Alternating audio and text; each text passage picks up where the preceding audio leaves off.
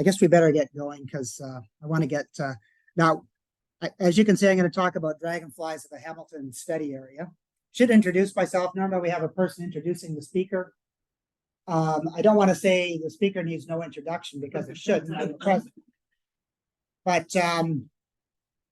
it just seems a little, we can dispense with that just to save time. I've been fascinated by dragonflies for about 20 years. Still fascinated by them. I just find them incredible creatures. And hopefully with this presentation here, will enlighten some of you to take more note of them. Because you've all noticed dragonflies before, but you probably don't know the species that well. So I'm going to do a presentation on all the dragonflies in the Hamilton study area. There's 70 species. We don't have time to go through all the 70 species, so I've had to pare it down a bit. Some of the species I've combined into groups, and some of them I've just had to omit entirely. So I'm talking about the Hamilton study area. Here's a map of the Hamilton study area. This is the birding circle for the Hamilton Naturalists Club. That's how it had originated. You can see it's a huge circle. You see it includes a good portion of Mississauga. It includes South Guelph. It includes Galt. It includes almost all of Brantford, goes down to Cayuga, and it goes out to Beamsville. It's a huge area. A lot of the area is not well studied for dragonflies, especially the southeast quadrant. There's a lot of unknowns about that area. But admittedly, the better habitat is in the western half of the circle. As I mentioned, 70 species of dragonflies recorded from the HSA. Now, dragonflies, they've been around for a long time, as a lot of you know, 250 million years. There's prototype dragonflies, which are the largest insects that ever flown, with a wingspan of up to 30 inches. They weren't technically dragonflies, but they were sort of the prototype of dragonflies. So you can imagine if you had a dragonfly flying around in this day and age with a 30-inch wingspan. So there's families of dragonflies. They've had a long time to differentiate, speciate. There's 13 species of darners, same number of clubtails, 3 species of spiketails. This is all just for the HSA. 1 species of cruiser, 11 species of emeralds, and 29 species of skimmers, our most diverse group. So before I proceed from this slide, I just want to give a brief talk on morphology of dragonflies. Of course, they're insects. So they've got 3 segments. Of course, they got the head, the thorax, and the abdomen. And in this presentation, I sometimes will call the abdomen the tail in dragonflies, and you can see why I would call it the tail. Like insects, they have 4 wings that are attached to the thorax. They have 6 legs that are attached to the bottom of the thorax. The genitalia in both segments is on the last segment of the abdomen. There's 10 segments to the abdomen. And you can see on the end here is the claspers. They're very prominent in the males because this is how they grab the female for dragonfly sex, for mating. And males have secondary genitalia on the bottom of the thorax, which I will describe later when I talk about dragonfly reproduction.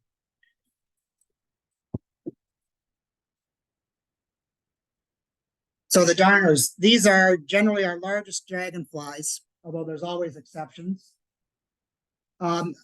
Dragonflies feed in 2 manners. They all feed on insects. I mean, there are probably some exceptions, but it's 99.9% insects they feed on.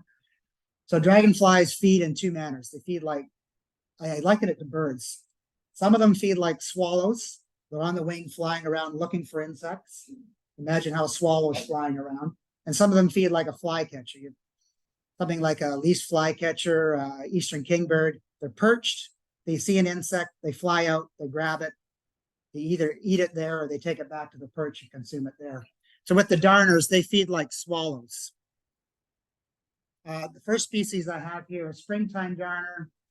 Like the name suggests, it occurs early in mid-season or early in the season, mid-May.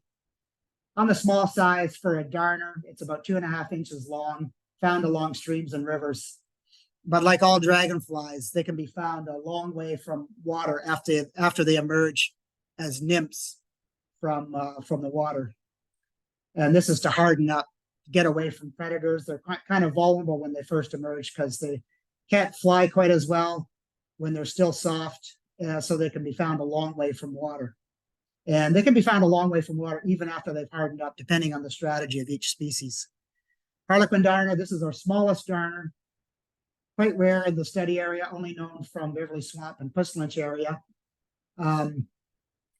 It was first found by Carl Rothfels back when Carl Rothfels introduced a lot of us to dragonflies in the Hamilton area.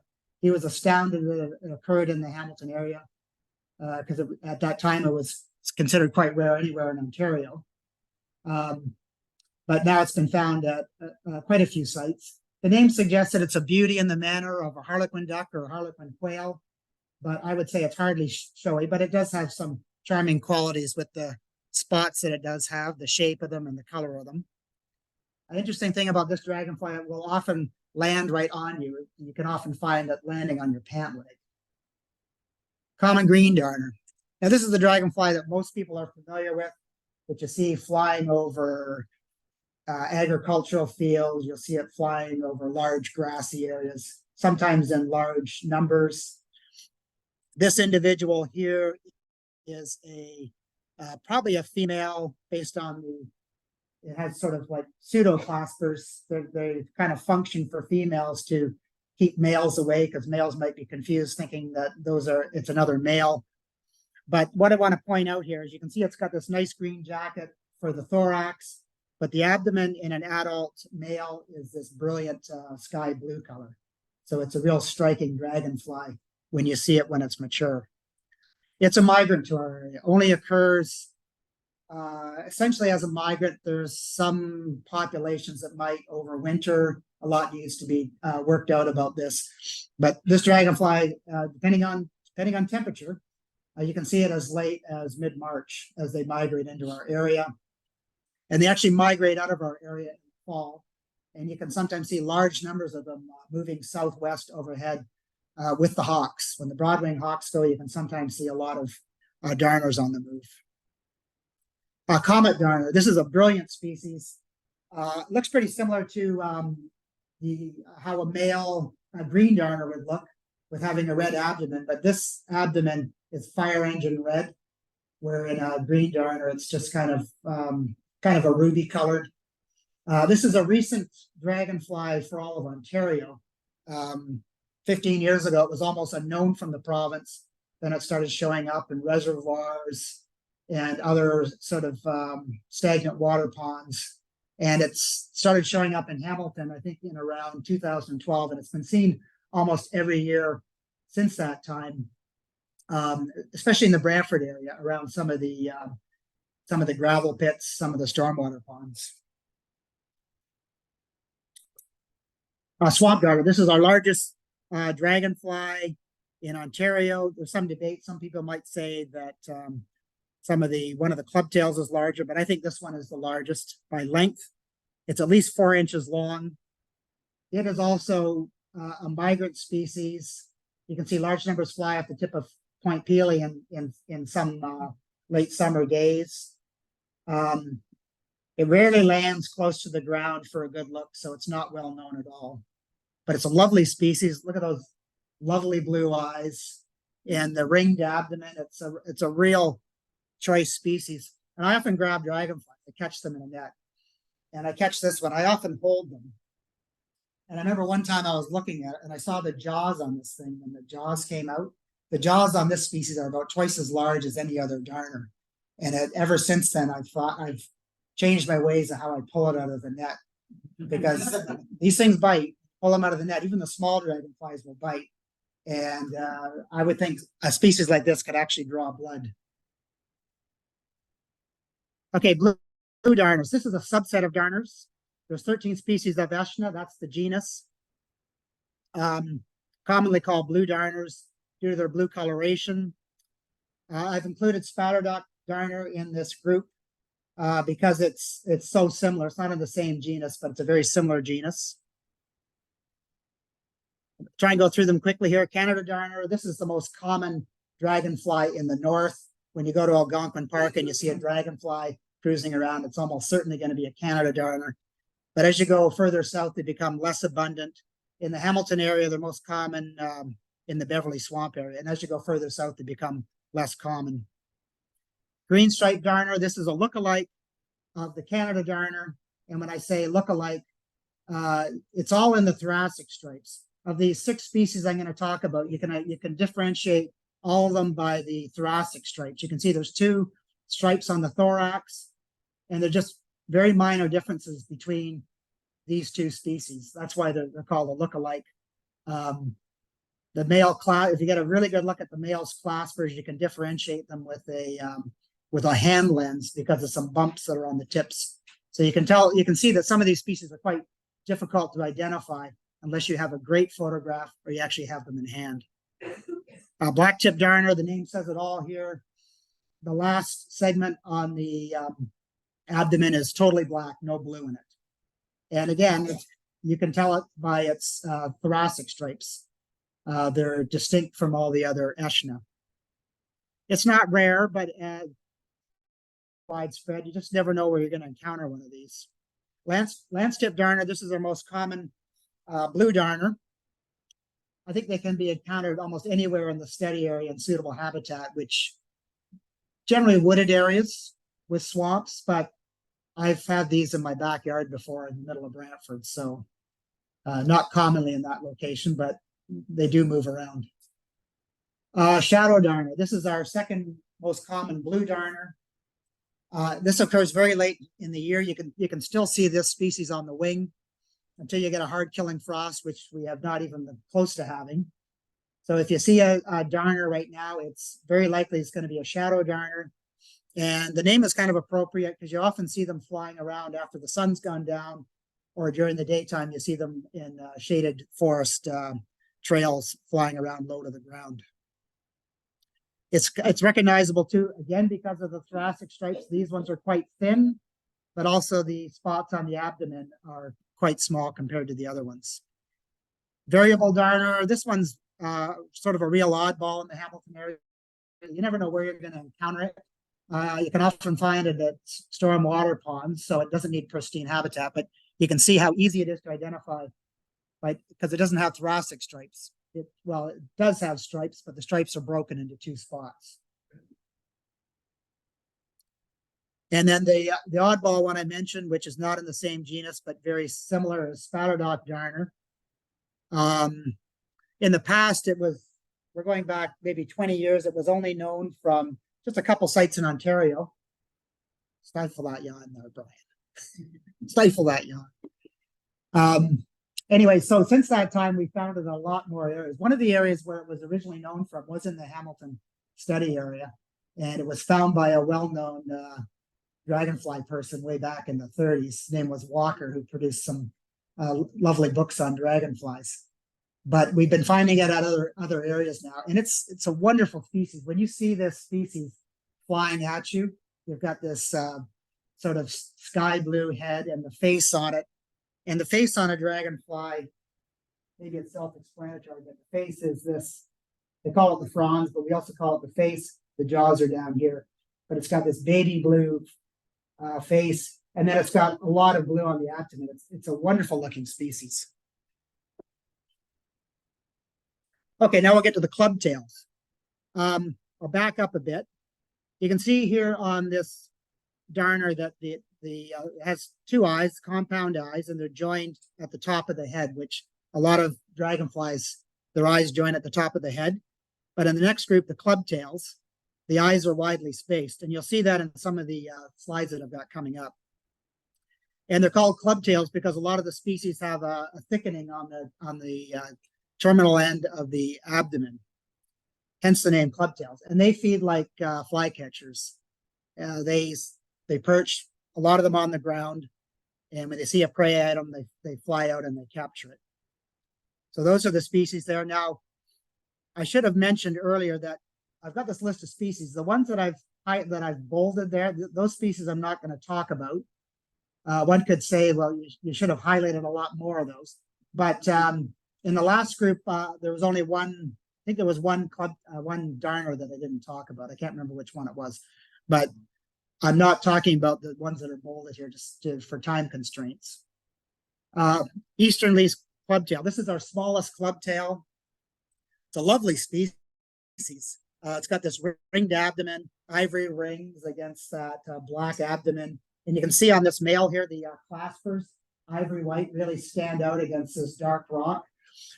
This species is only found at one location in the study area, which is on the Aramosa River, just east of Guelph. And this is possibly the most southernmost location for the least clubtail in Ontario at that location.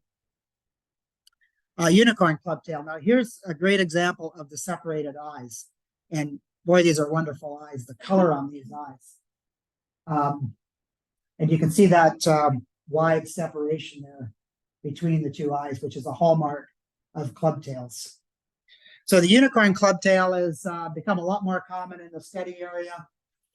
It inhabits a lot of stagnant water habitats, stormwater ponds, and you can even find it in sewage lagoons, areas that have a lot of floating plants. The more floating plants, the better, for this species, the males love to perch on floating vegetation.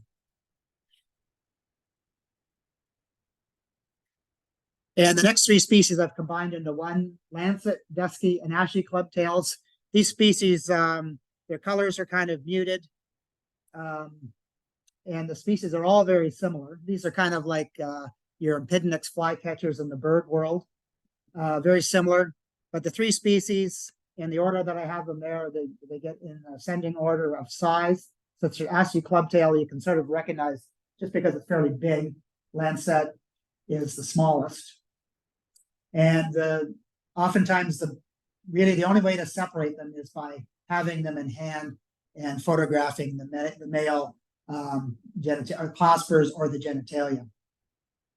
None of them are common in the HSA, but these three species become a lot more common up north towards Algonquin Park.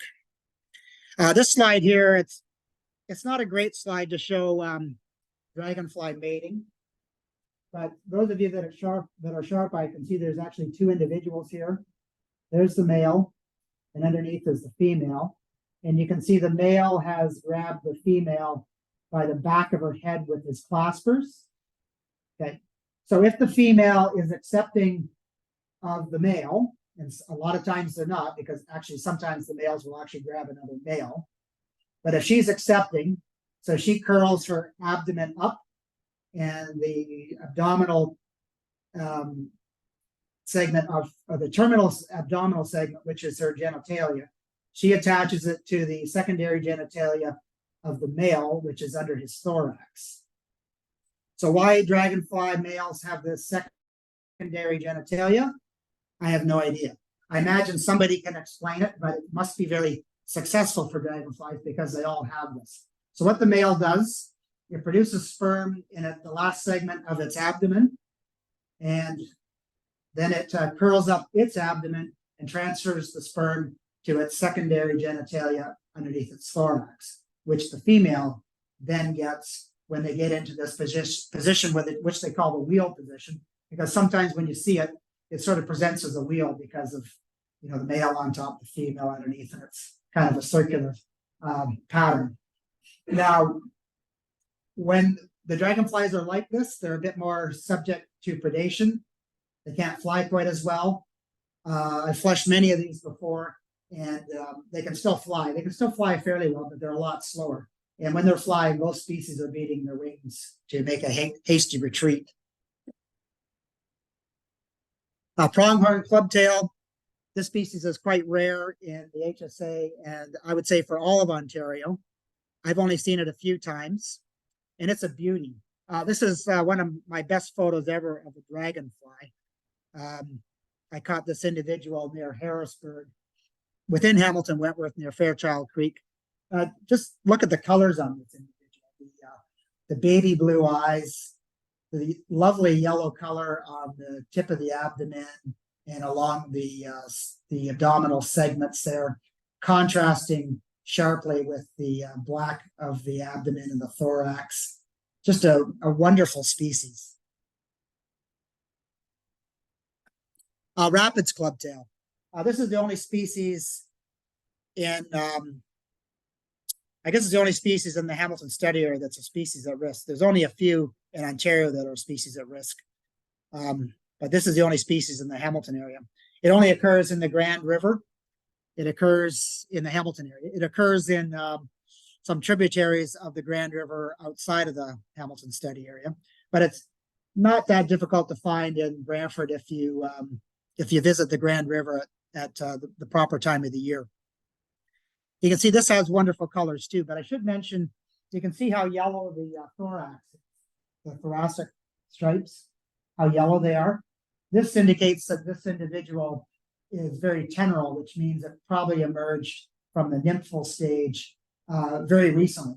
When this individual matures, those yellow thoracic stripes and spots will turn sort of an olive green.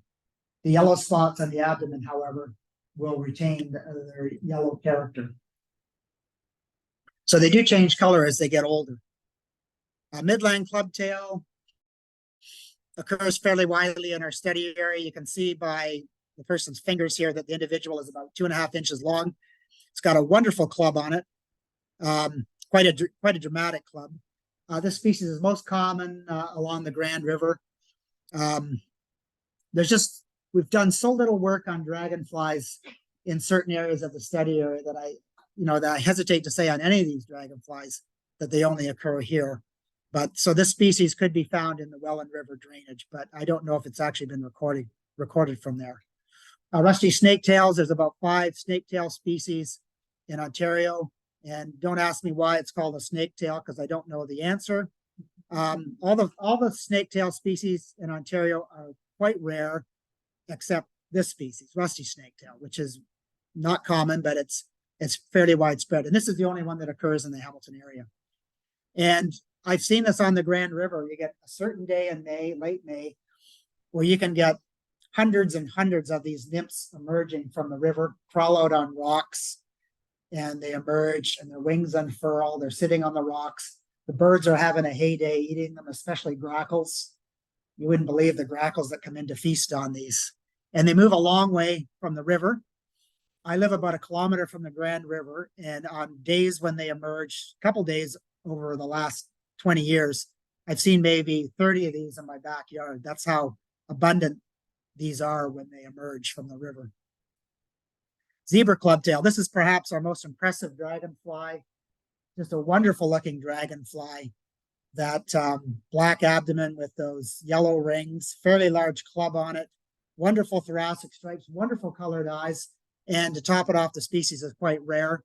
Usually only found in creeks with high water quality. So in the Hamilton area, it's largely restricted to the northwestern quadrant. Bob Curry took this great picture of this zebra clubtail at Bonnie Creek at Lowville. And arrow clubtail, closely related to the zebra clubtail. This is, again, a wonderful species. Again, pretty much just found on the Grand River. And wonderful green eyes, beautiful stripes and spots, nice looking club set against that black thorax and black abdomen. And you can see the veins, how the veins in the wing really stand out with that. The veins are all black, and it's just a beautiful species. Spiketails. These are dragonflies that only the eyes touch on the top of the head, much like the darners. So only 4 species that are in Ontario, 3 of which occur in the Hamilton study area. They hunt from a perch like a flycatcher, but they cruise up and down streams and sometimes very small streams, looking for mates. Very tame. They sometimes, I don't know if they'll land on you, but you can get sometimes within a few feet of them to take wonderful photographs. They're just very confiding. There's the 3 species there. I'm not going to talk about twin spotted spiketail, but this is a delta spotted spiketail. This spiketail has 2 rows of delta-shaped spots down the abdomen, hence its name. This photo was taken by Kevin McLaughlin. And the arrowhead spike-tail, formerly considered very rare in Ontario, but they've been finding it at new areas in Ontario and certainly new areas in the Hamilton area. It occurs in deep ravines in Halton, some areas of Peel.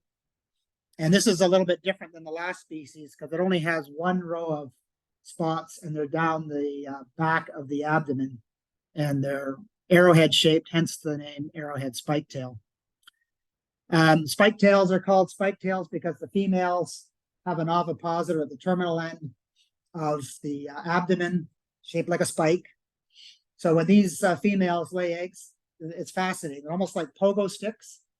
They're going up and down like this into the creek bed, jabbing their eggs into the substrate. This species is interesting too because you can see on the back of the thorax there's a little face pattern, which is kind of unique. You can see the eyes and the nose and the mouth. And the cruisers, these are dragonflies, as their name suggests, that they hunt on the wing for their prey in swallow-like manner. It's a small group of dragonflies. There's 3 in Ontario, and only 1 is in the Hamilton area. They only have 1 thoracic stripe. All the species that I've shown so far, they've had 2 thoracic stripes. Of course, you can't see it in this photo, but there's just 1 thoracic stripe on each side. So this species was recently rediscovered in the Hamilton area. And I say rediscovered as there is an old record from Caledonia along the Grand River. This is where it was rediscovered, upriver from Caledonia. I'm quite sure they occur along the whole Grand River from Caledonia up to South Brantford. I just think it was undetected over all those years. I don't think it was missing. It was just undetected. Kind of an outlier. There's this population on the Grand River, and then you'd have to go, I think, fairly far north to see any more populations of stream cruisers. Now the emeralds. The emeralds, they have eyes that touch on the top of the head. They feed like swallows on the wing. The name suggests that there's something green about them. And mostly this is the eyes. In mature individuals, they have these brilliant green, emerald green eyes. But the body of a lot of these individuals has green tones as well. There's 11 species of them. There's a couple of basket tails that I'm not going to talk about tonight. American emerald, this is a fairly uncommon dragonfly, pretty much restricted to the north half of the circle, often found cruising over wetlands out of reach of a net. You can often identify it by the time of season, the way it flies. But if you are fortunate to catch one, they're easy enough to identify because you can see on this individual here, between the thorax and the abdomen, there's this white ring. Now, I said that emeralds have these emerald green eyes. You can't see that on this individual. They look pretty brown. So that indicates this individual is young. It hasn't had a chance to develop its colors. But you can see the colors have developed in this next slide of a racket-tailed emerald. You can see the brilliant green eyes, typical of emeralds. Fairly common dragonfly in the north half of the HSA circle, but probably pretty much absent from the south half. And males are unmistakable with that swollen abdomen, club-like abdomen, but it's not a club tail. It's just convergent evolution. They're not at all closely related to club tails. And looked up about what the function of the club might be in these dragonflies, and nobody was entirely sure. Okay, now a subset of emeralds are the somatochlora emeralds. There's 17 species in Ontario. All of them, none of them you would call common. They're almost all uncommon. One species only occurs at one site in Ontario. In the Hamilton area, there's 5 species. These are always a treat to encounter. When you get familiar with dragonflies, you can usually recognize a somatochlora emerald when it's flying overhead. You just don't know which species it is. So they're almost impossible to ID on the wing. You need to, and I know people who look at dragonflies and they don't have a net. They just have a camera. So when they see these emeralds, they just have to be patient and have to wait that after maybe 10 or 15 minutes it lands somewhere in view that they can get a good photo of it to identify the species. But I'm not one of those types. I have a net and I'm impatient, so I try to catch it. So brush-tipped emerald, this is our most common emerald, might even be the most common emerald in southern Ontario, but still it's uncommon. Mostly found in wet woods, Beverly Swamp, Pushlinch area. I've seen it once in the Brantford area. Somatochlora emeralds, you can see on this, here's the bit about emeralds where I said sometimes their body has green tones to it as well. And you can see that the abdomen is kind of a metallic green there. Somatochlora emeralds generally have on the thorax a stripe and a spot. But you can see when I go through the next species that that's not necessarily the case with all species. Williamson's emerald, it's a larger species than brush-tipped. The abdomen's quite a bit longer. This species is a lot less common. It frequents the same areas, though. That's its habitat. You can see it's got a stripe and a spot on the thorax. And the hide track is a good area to see those. The hide track is on Safari Road. It's Crown land. Anybody can go there and walk the trails. It's a great area to see dragonflies, especially Somatochlora, where you can see 4 of the 5 species of Somatochlora with perseverance. Clamp-tip emerald, this is maybe my favorite species just because it's such a wonderful looking species. This is a male. You can see the claspers on this male. They're just crazy looking claspers, the way they form that ring. That's what it uses to grab the female. It opens that up and grabs the female by the back of her head. This species has vivid thoracic stripes. And I didn't mention on the other species, but in this species, the abdomen has no spots at all on it. I'll show the Williamson. Well, that's not a good one there because you can't see the spots well. And on the brush tip, you can hardly see the spots. So they're quite small spots, but for people who are dragonfly enthusiasts, we can really key in on those spots. Anyway, this species, its larvae are found in seepages. So wherever you find seepages, you're going to find this species. It usually means that it's going to be pristine woodlands. And as such, it's found in areas like the Dundas Valley, Halton region, where you've got the nice wooded areas that might have seepages in them. And in southwest Brantford, there's quite a good population there.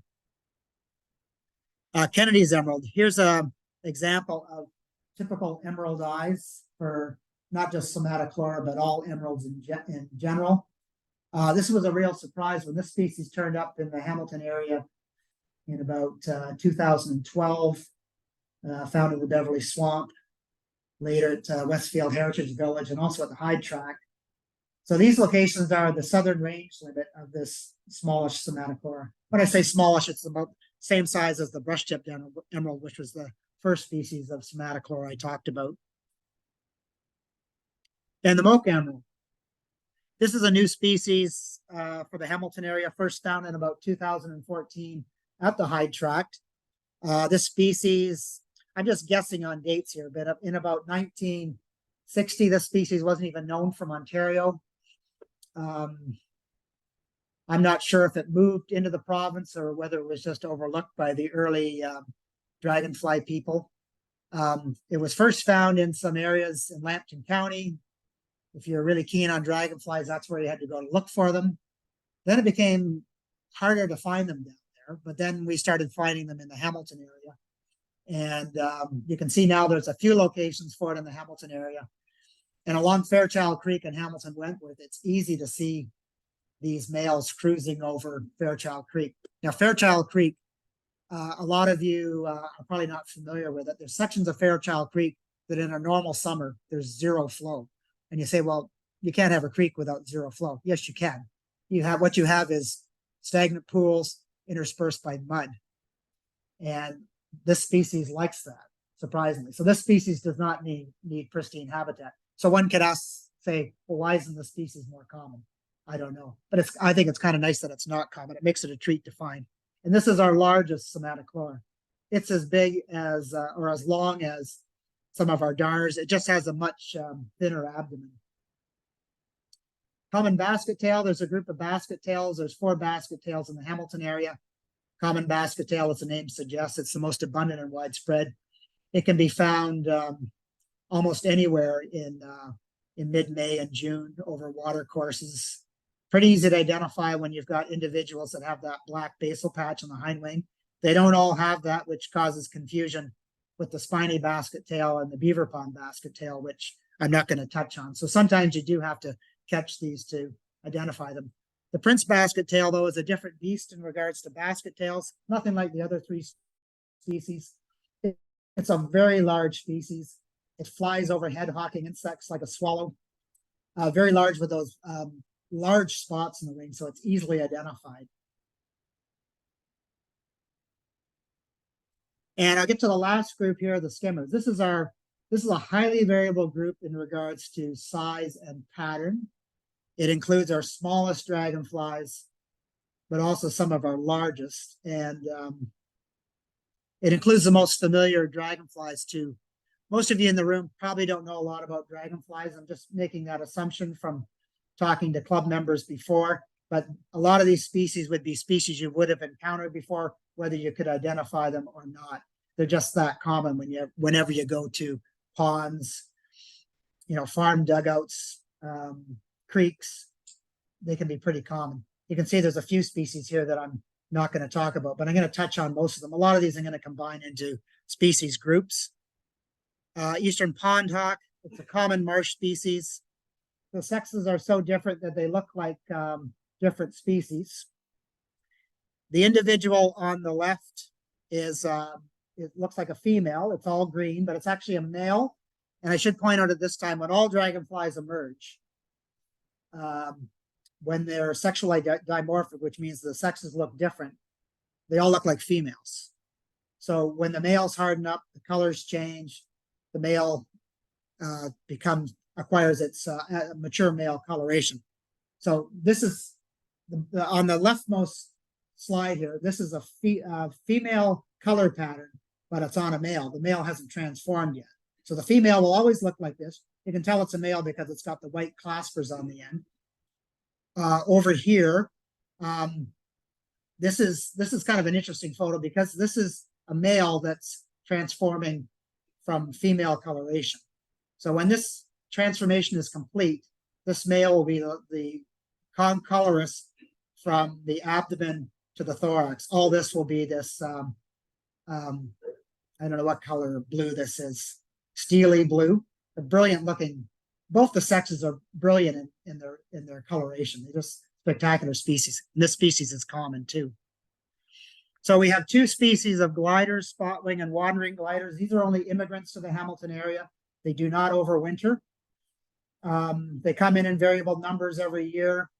They're tough to identify, to differentiate from each other without catching them, unless they fly directly overhead. And you can see, this is a spotwing glider here. You can see this tiny little spot against in the hind wing against the abdomen. You can really only see this on perched individuals or when they're flying directly overhead. The spotwing is a bit less common, but these guys are real movers. Sometimes these species will even get as far north as James Bay. Okay, elfin skimmer. This is our smallest dragonfly, and it's the smallest dragonfly in North America, easily. I mean, it's not like there's elfin skimmer and something that's a little bit bigger. This guy is so much smaller than the other ones. I don't know if you can get a sense of how big it is by the person's fingers here holding the dragonfly, but this dragonfly is about 1 inch long. This is a female. It has wasp-like coloration, probably to deter predation. Males look totally different, same size, but the males have a powdery blue body. This species only found at one site in the Hamilton area at Grass Lake. It's been known there for several years, and it's still there. Saddlebags. 3 species of saddlebags. These are kind of a mixed bag, pardon the pun, I guess. This is a Carolina saddlebags, which is largely resident, which means it's not an immigrant.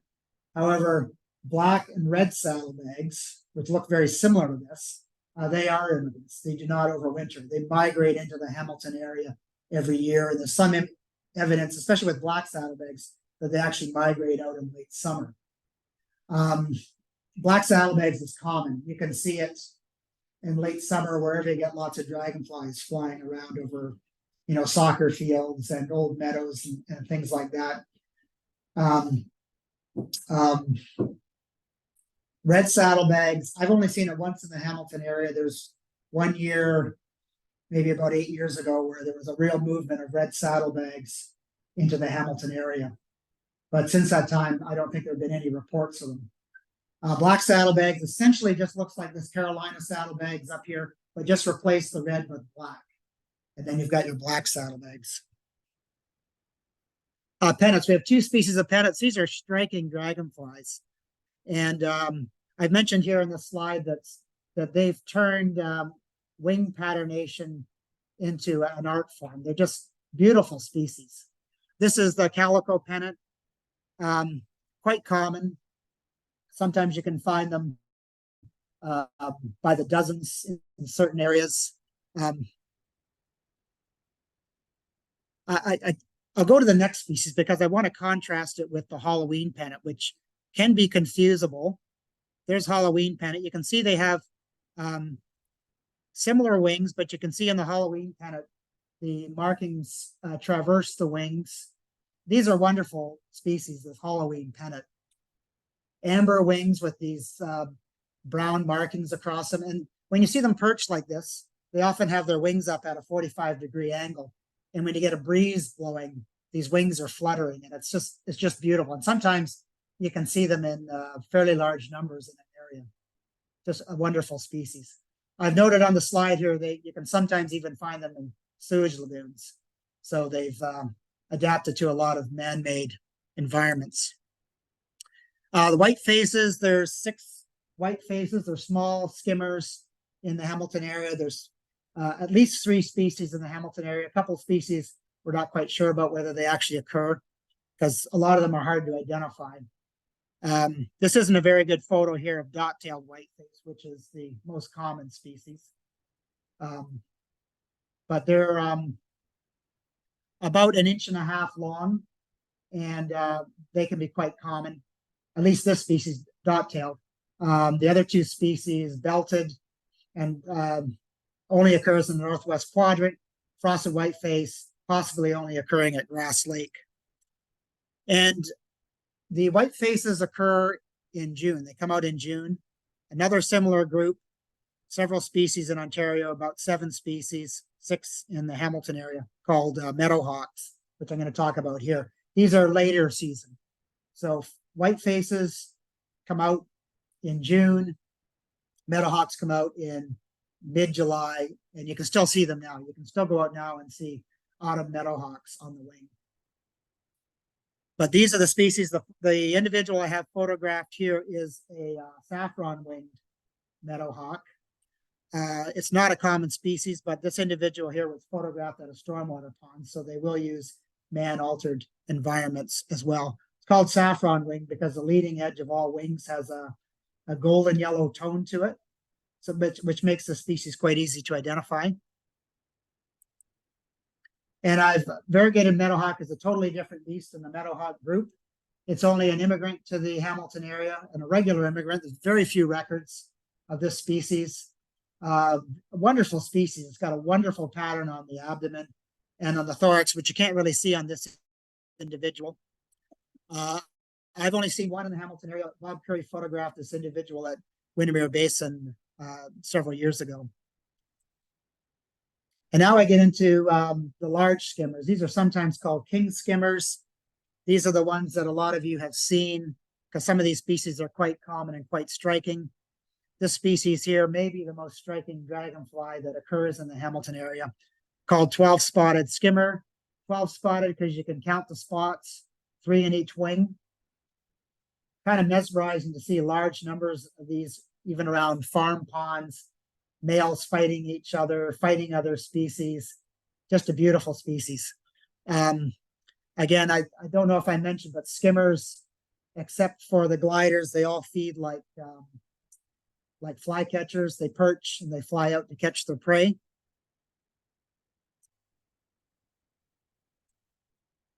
Widow skimmer, another a large, beautiful species. Again, very common. You can find it in the same areas you find the 12-spotted skimmer. Probably common throughout the HSA.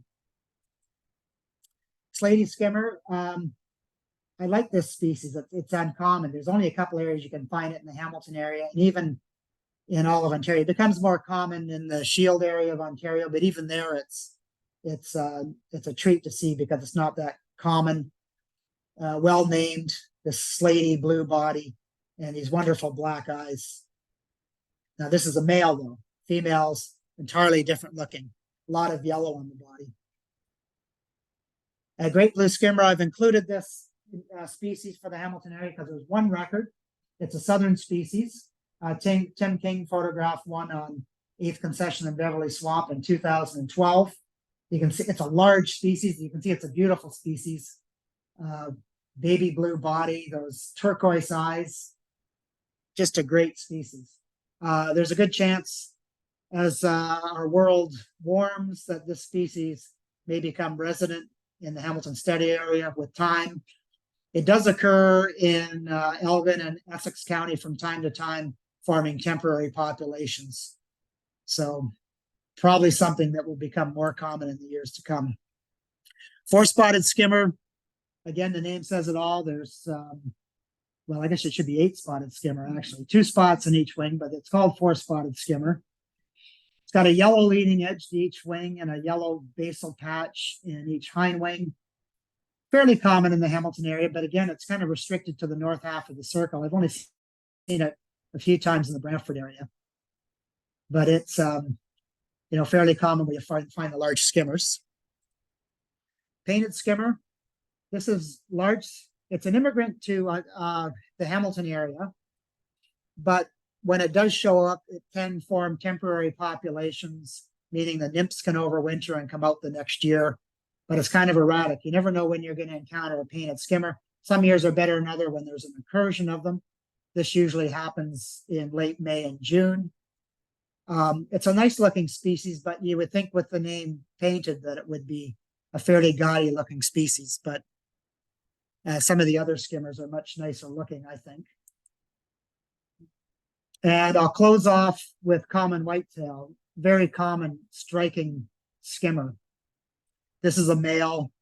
They're just unmistakable with this powder blue body and these black markings in the wings. And what's interesting is you can often see 12-spotted skimmers, widow skimmers, and common whitetail all in the same area. Lots of them fighting each other. It's just mesmerizing when you come upon these habitats that have all these species.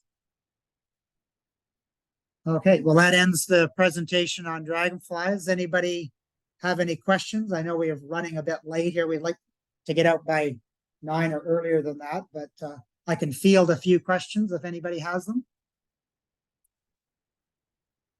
Okay. Yep. Reference book you would recommend? For Ontario, I guess you could get the Dragonflies and Damselflies of Algonquin Park. Unfortunately, there's a lot of species that does not cover. It covers species that aren't in Algonquin Park, but it covers species that aren't in Algonquin Park that are surrounding Algonquin Park. So there's probably maybe about 15 species in Ontario that it doesn't cover, but it gives a pretty good review of most of the species. There's also a Dragonflies of Eastern North America by Paulson. It's a fairly large book. It will cover all the Ontario species. It's not really a field book though, because it's soft covered, but it's fairly large. So you certainly can't stick it in a coat pocket, but it's a good reference book. Jackson.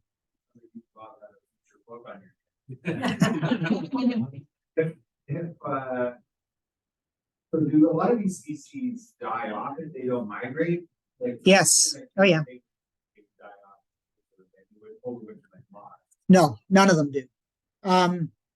There was some Bob and I talked about this once where there was a guy on the East Coast, he was talking about dragonflies, and he thought they were more or less, he concluded they were more or less immortal until they got either eaten by something or they got killed by frost, such that, that they wouldn't die until one of those two things happened. I don't necessarily buy that. I've seen so many ragged winged dragonflies that I think that surely there must be something where they just have been living too long and this is it, but it's something that hasn't been well studied. Lifespan, like a lot of dragonflies can live a long time. Some people they're easy species to mark and recapture because you can mark them and you can paint little dots in the thorax and then recapture them. So you can do studies on them to find out how long they live, and they can live a long time. I mean, I've seen some emeralds up north of Algonquin around the Thanksgiving weekend when they should have been dead, 6 weeks before that. I don't know how old they are. I don't know why they're still alive. Some of them, they didn't even look that bad, their condition. So it's, but you're right. None of them can overwinter. If they overwinter in the province, I'm meaning they overwinter as, this is something I don't know a lot about. They either overwinter as eggs or they overwinter as larvae. And for some species, it takes a few years for the larva to get large enough to emerge as adults, especially in darners. For a lot of species, it'll just be one season. The eggs get laid. The next season, the larva will emerge as an adult. But it's something that I don't know a lot about. Yeah. But the mature individual doesn't survive the winter. No, not at all. But it migrates. Some do. Yeah, I mean, common green darner, black saddlebags, possibly the gliders. Well, they would have to go far enough to escape killing frosts. So you're looking at something like a green darner. Well, what happens when you get like a winter like they had, was it last year or 2 years ago down in the Gulf States where it was well below freezing all the time, like day and night for a few days. So would they get wiped out and they'd have to, come from Mexico? Quite possibly. I don't know. But yeah, they have to go fairly far south because they might have a little bit of frost tolerance as adults. I would suspect they would, but they wouldn't have a lot of frost tolerance. One. You ever see a swarm of them? Oh yeah, you can see them around here. I mean, I wrote an article once in the Wood Duck when I was attending my daughter's soccer game at a soccer field. That all of a sudden, all these green darners. I talked about how green darners can get into these. They just started moving in one direction across the field for, I don't know, about 10 minutes. And it was even bewildering the players because they were doing it at field level, all in one direction. So I don't know how many dragonflies there were that were moving. Why they were moving in this direction, I have no idea, but they were going somewhere and they were all low down. They weren't high up in the sky. I think I estimated there were like 5,000 dragonflies that crossed this plain over about 10 minutes. So yeah, I've seen swarms, and especially darners. Darners get into these swarms, especially up north, where you can see 50 or 60 individuals flying around. Now, how these swarms feed, it's probably because two things. It could be that there's a few darners flying around. A darner in the distance sees these other darners, and I'm sure this happens in birds, especially gulls. They see the other individuals and they say there must be food there, and they go in. Now, darners might do that, but they might just blunder in, see insects, and just stay. And then that's how it builds, just by individuals that stray into that area, find food, and stay. And you get these swarms. But they don't move around as a swarm. They just form, by the two methods that I described. They don't move around as a group. Yeah. On average, how many eggs do they lay? Oh, they can lay, I don't know. I don't know the exact totals, but it's probably in the thousands. Maybe. Do they all hatch? Not necessarily. I mean, a lot of things will eat the eggs. A lot of things will eat the nymphs. I'm sure on the Grand River, I'm sure that, when I talked about these rusty snaketail emergence, where there's thousands emerging, and you see lots of goldeneye in the winter, I'm sure the goldeneye are eating the nymphs under rocks and stuff. So a lot of these things get predated. I mean, just something that's, I don't know much about, probably hasn't been well studied. But I'm sure some species can lay 10,000 eggs, depending how long the female lives. Just keep laying eggs, you know? With climate change and land development in Ontario, any idea how their populations are doing? Um, Actually, I'd have to say no to that. I haven't noticed in the years I've been looking at dragonflies, I haven't noticed any declines in dragonflies, but then, I mean, sometimes you really have to, you know, look at the figures, like how many were you seeing this year versus, 10 years ago? And because they're insects, their populations vary so much anyway. Like, I mean, one year there can be 15 of this one species at a site, and the next year you might struggle to see one. And then the next year you might see 20, just because they're insects, the populations fluctuate so much. So I couldn't I mean, you would think with draining of wetlands that, would impact the populations, but, the rivers are still in pretty good shape. So the species that depend on rivers and streams, they're probably faring better. I'm often seeing declining colors. Oh yeah. I'm not sure. I would say something that like that might be more territorial, because I can't see that that's a good feeding strategy. So that might be something more territorial. Okay. Well, I guess I'll thank myself for the talk tonight.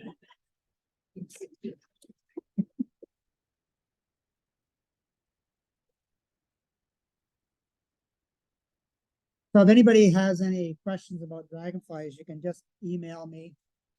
I'm happy to talk about dragonflies. I love dragonflies, so I'm happy to talk about them. Dragonflies or your kids soccer? Say that again. Oh yeah. No, I ignored the soccer game, but that was very fascinating how some of the players just stopped and all these dragonflies. It was. It's in the wood duck. I forget what the article's called. I guess it'd be a hard time to find it because there's no.